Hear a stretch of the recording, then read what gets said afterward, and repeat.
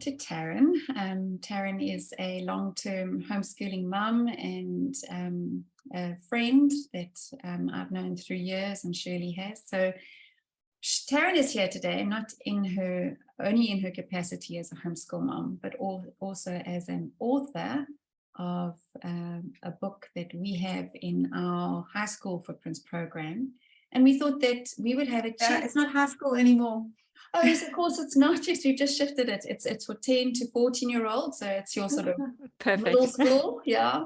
And we would love to know a little bit more. Well, I think our viewers would love to know a little bit more about who Taryn is, homeschool mom and author. So why don't you just jump in and let us know who you are?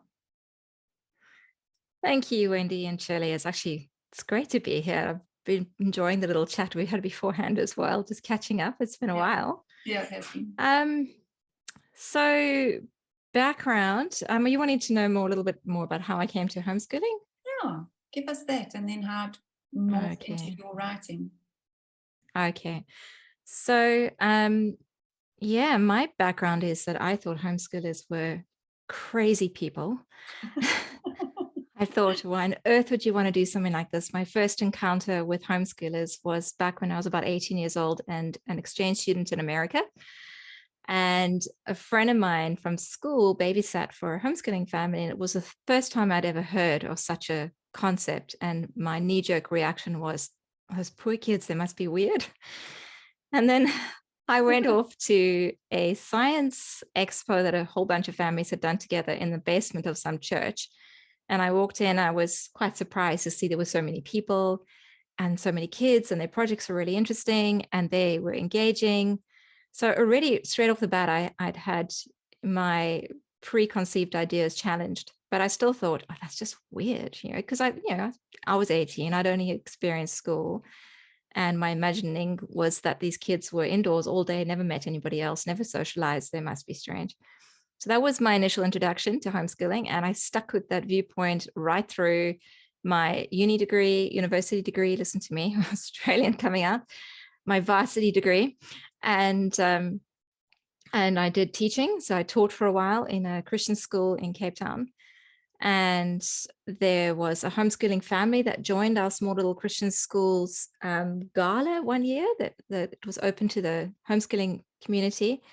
And this mum arrived with some of her kids, and I was all primed and ready to meet these weird children. I was convinced they were going to be weird.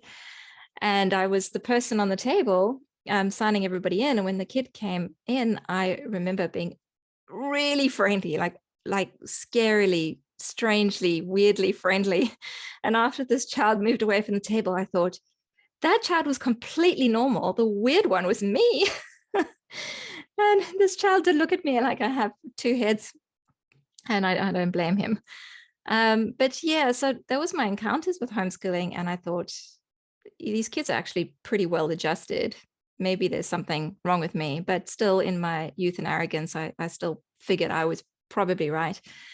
And then I fell pregnant with my first child and started thinking even then about education. And because I was teaching in a school environment, I had, the inside look. And there were a number of things that really bothered me. I loved the school and I loved teaching. I loved the kids, the staff. I had a really, really good experience at that school. But there were a few red flags. And one of them was how much control I had in the classroom. I could tell my high school students, I taught English and history in high school. I could tell my high school students anything and they would believe me over their parents. So they would go, oh, Mrs. Hayes said this or Mrs. Hayes said that. Sure. And they would accept my authority as a teacher in the classroom. And I had enormous power. I knew that. And I thought that was quite scary. I felt comfortable having that power because I felt, again, youth and arrogance, that I knew what I was talking about, but I didn't like the idea of somebody else having that power over my little unborn baby girl. Mm. So that was one red flag. The other red flag was I noticed how much the peers had influence over each other. And I saw a little bit of bullying and I saw a little bit of just unhealthy peer relationships. And I thought to myself, this is a lot of time spent together influencing each other. And I don't know if I like that. So those two things were a bit of a red flag. And around about the same time, a good friend of mine, who was also a teacher, was a little bit ahead of me. She'd adopted a baby girl a couple of months before my eldest was born. And she was starting to look into homeschooling, and she had a curriculum.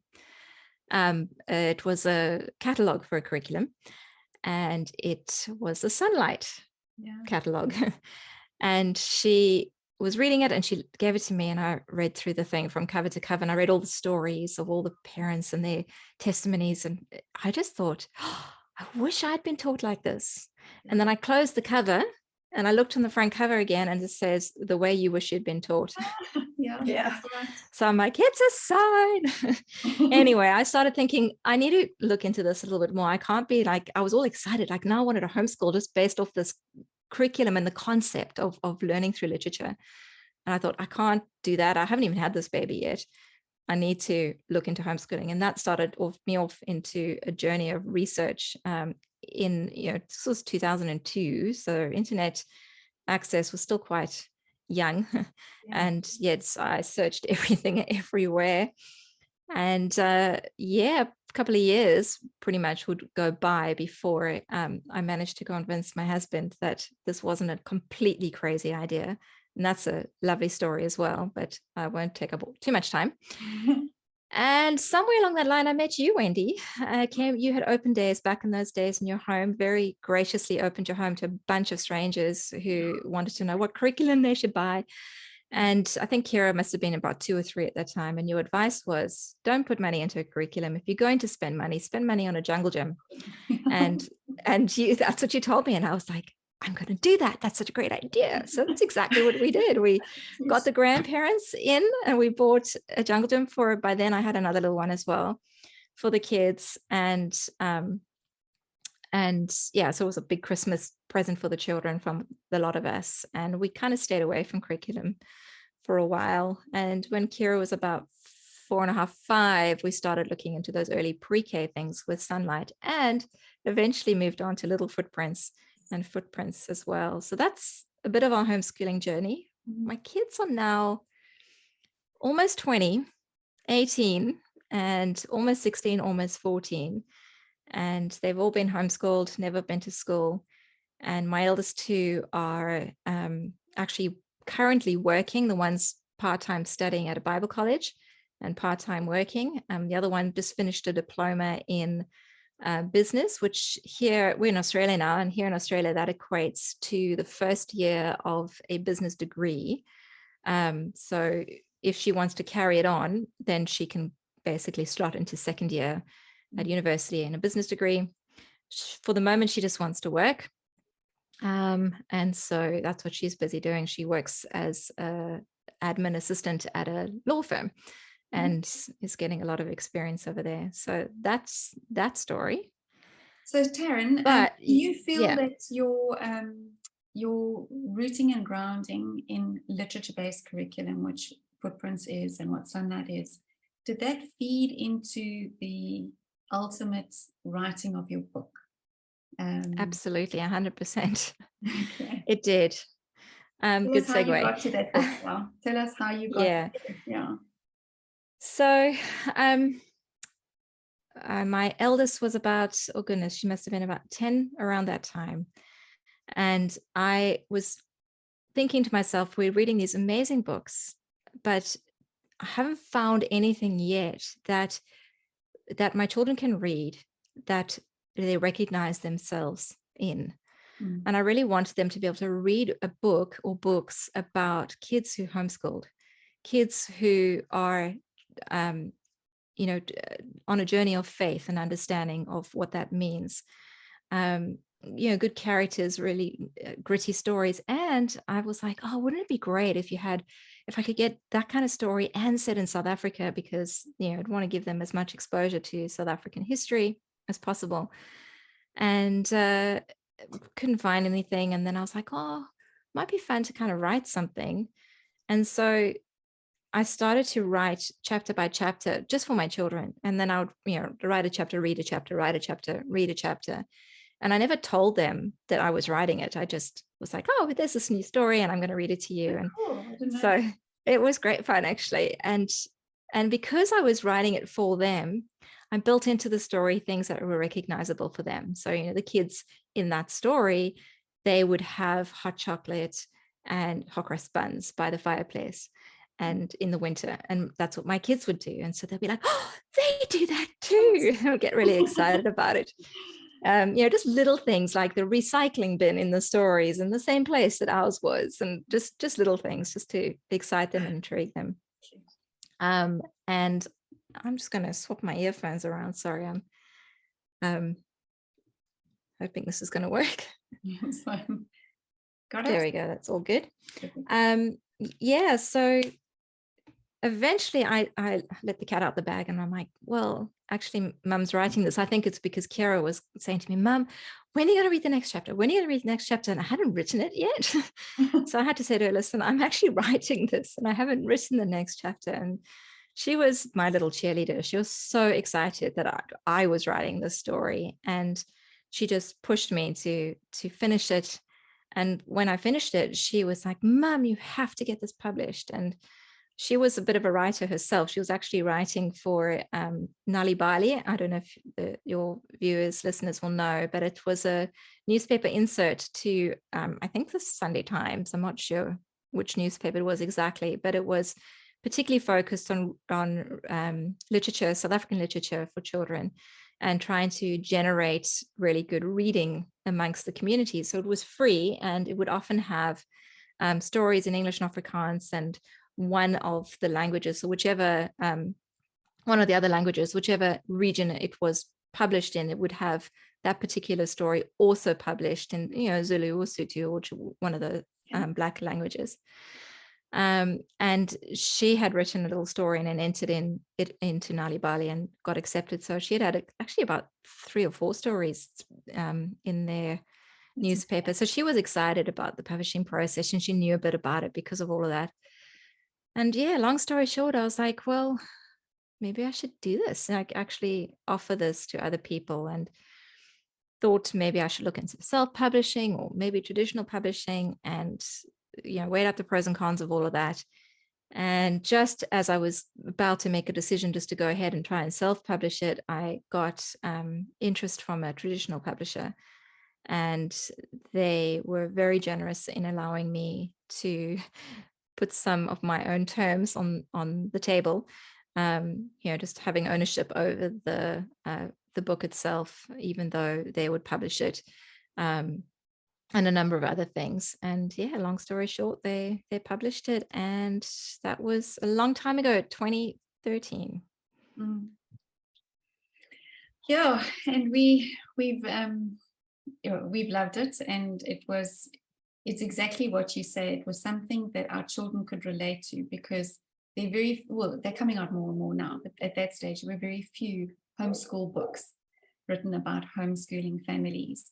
Although I say that recently I found a Jenny Seed book, which we were tossing up using it, and in that one the kids are homeschooled in a caravan, and I mean, this was like in the 19 footsacks, you know. Yeah. So the idea was in Jenny Seed's brain, this old caravan, and the dad, who was a school teacher, who thought it was better to road school. So it was quite an interesting concept. So for our kids, they loved that. Now, the other thing that you built into your story was the whole forced removals, District 6. And I know in one of the things that I read, that was inspired through true life events from the District 6 Museum.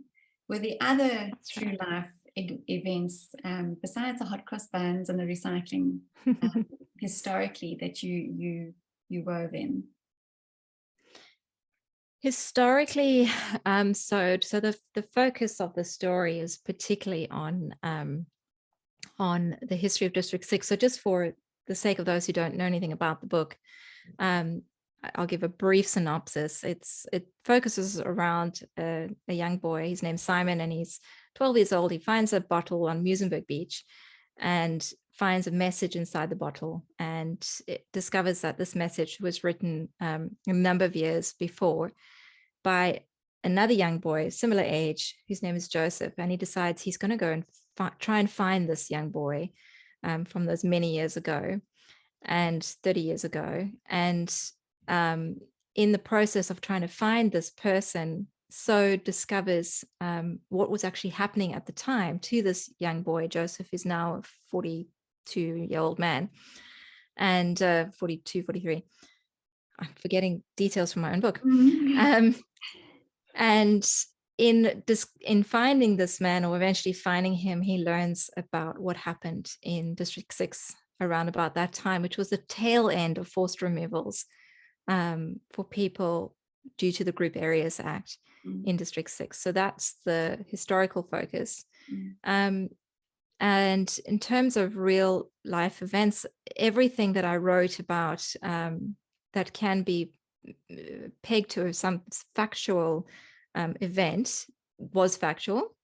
And there were elements that were real life experiences. So for example, the children, in trying to find this man, go off to the archives in the South African Library, and they go through community newspapers and the old books that are kept in the archives right in the basement. And as they're working their way through that, they find clues to who this man is.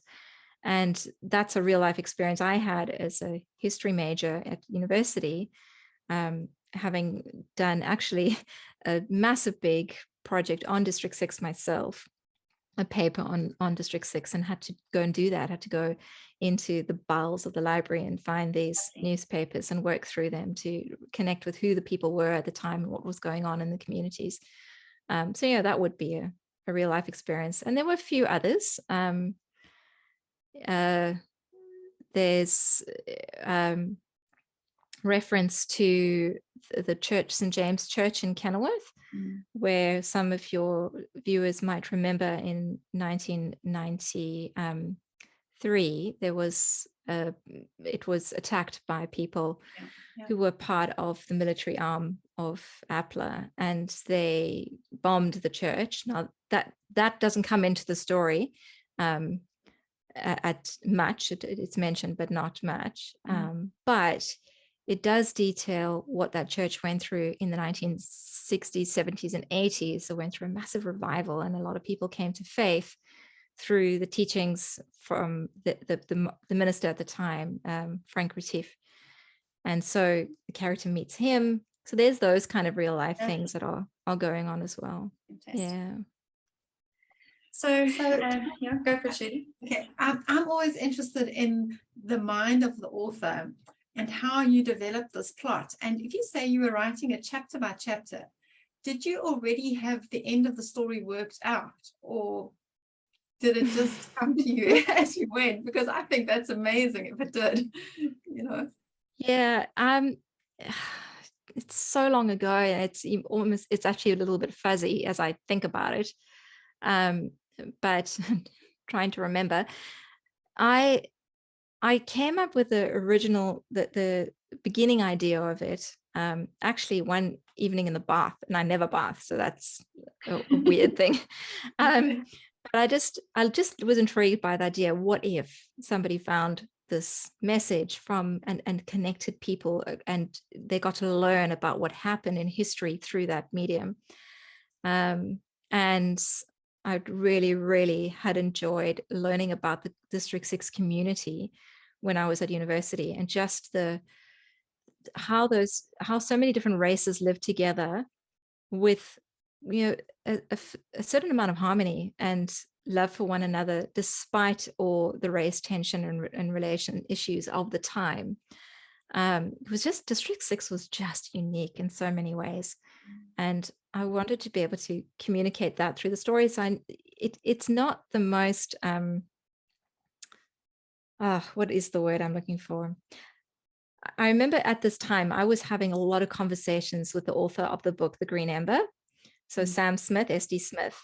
And we were talking about writing, and he was encouraging me in my writing. I was encouraging him in his writing. And his approach is much more storytelling and allowing the story to speak for itself, where I was coming at a much more kind of well, I want to get this message across. I want to get that message across. Mm. And we will talk about that, and you kind of flesh it out a little bit, debate about it a little bit, the values of both. And I see the value in his approach completely, and I really love his books. But my starting point was I wanted to give this particular thing to my children. So that's where I came from. And in terms of the story, and it kind of just unfolded as I was writing it. And, it just did. And But it came shows that together.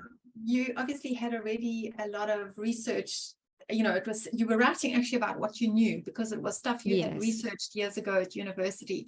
So I guess it didn't feel that difficult to just put that No. into the story at the time. Whereas when a person like me reads it, we don't know that you had that background. It's like, wow, how does a person do this? So yeah, it's amazing how it did all come together. It's a fascinating story. And Taryn, Yeah. there was at one stage rumors that a follow-on was coming. Did that just not happen with the move and changing circumstances? So, well, lots of reasons. So I still really want to write follow-ups. I have numbers of follow-up options in my mind. But there were a few contributing factors. One, I tend to get excited about an idea and just dive into it and then go, oh, I didn't think about that problem. I didn't think about that problem. Yeah. And I approached the book in the same kind of way and learned some things along the way. One of them was that I love the writing process so much that it's all I wanted to do, to the neglect of my family. And I realized that's going to be problematic. I can't neglect my family. If I'm going to write more, I'm going to neglect my kids, and I didn't want to do that. Especially when they were also young and very much needing me.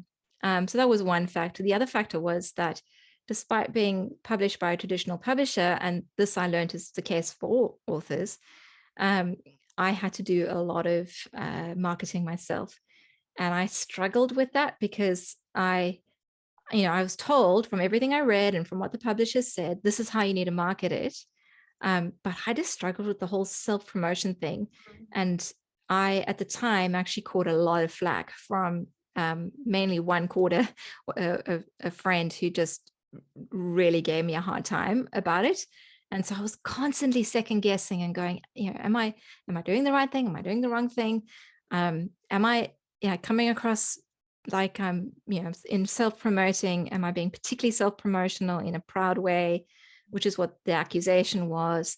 There was, it was just relationally really, really tricky and hard. And I don't think I was ready to take that on again at the time.